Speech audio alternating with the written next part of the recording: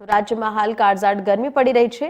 હવામાન વિભાગના અમદાવાદ કેન્દ્ર દ્વારા આપવામાં આવેલ માહિતી પ્રમાણે ગુજરાતમાં આગામી 5મી મે સુધી હીટ વેવની આગાહી છે।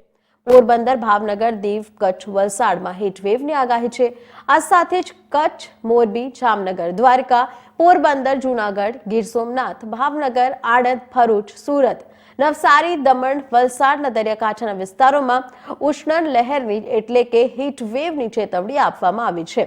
તો બીજી બાજુ હવામાન નિષ્ણાત અંબાલાલ પટેલે જણાવ્યું છે કે તે મે મહિનામાં દેશમાં પ્રી મોન્સૂન એક્ટિવિટીની શરૂઆત થશે અને તેમ જણાવ્યું છે 10 થી 14 મેના રોજ આંધી, વંટોળ અને ભારે પવન સાથે પ્રી મોન્સૂન એક્ટિવિટી રહેવાની સંભાવનાઓ છે।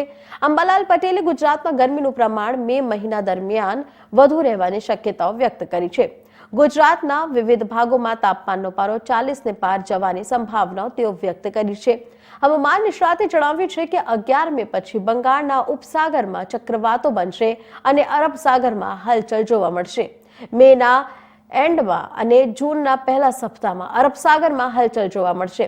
17 થી 24 મેના રોજ અંદમાન નિકોબાર ટાપુમાં ચોમાસું સક્રિય થશે અને કેટલાક ભાગોમાં વરસાદ થશે। ચાલુ વર્ષે લા નીનોની સ્થિતિ તરફ હવામાન જઈ રહ્યું છે। હિન્દ મહાસાગર ગરમ હોવો જોઈએ અને આ વખતે ગરમ રહેશે। પૂર્વ પેસિફિક મહાસાગરનું જળવાયુ ઠંડા થતા લા નીનોની અસર જૂનના બીજા સપ્તાહમાં જોવા મળશે। ત્યાં સુધી દરિયાનું પાણી વધુ ગરમ રહેશે। વાયુનું જોર રહેવાથી ચોમાસું સારું આવવાની શક્યતા રહેશે।